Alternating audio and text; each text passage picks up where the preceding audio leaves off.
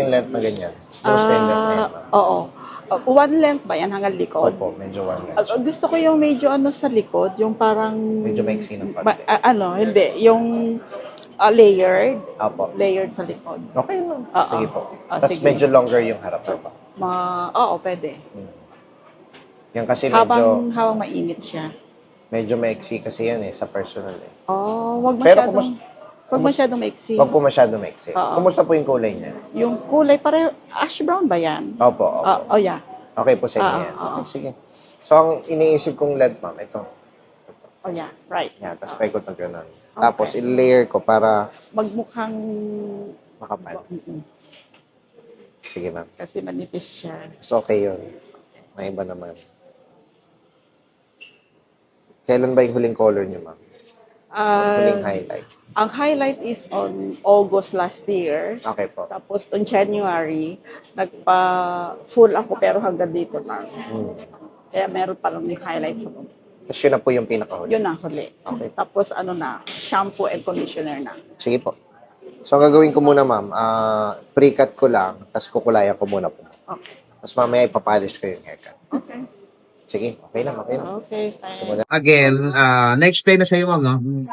Oh. So, Yung ito, Ah. ko. mm, Ang tanong ko lang, ano tanong? pag na-work ko na ba ito, hindi na kailangan blower. Kasi yun yung blower Okay. after na Ito ma'am kasi treatment. Okay, so pwede siya once or twice a week. Kung gusto mo yung ganong hindi ka mag-blower, ito po dapat. ito na ba? So, ang ginagawa niya, parang tinitame niya yung hair. Halimbawa, shampoo cut sa conditioner. Towel dry mo. Sa towel dry mo, i-spray mo sa buhok.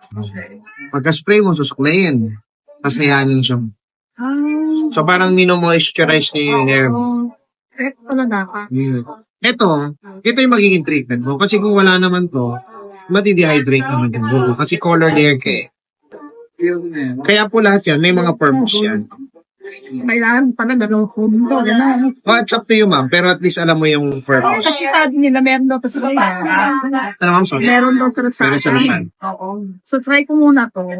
Then, Up to you, ma'am. talatada ako. Oh, para at least alam mo yung purpose niya. Pero just to add the information, ito naman yung shampoo.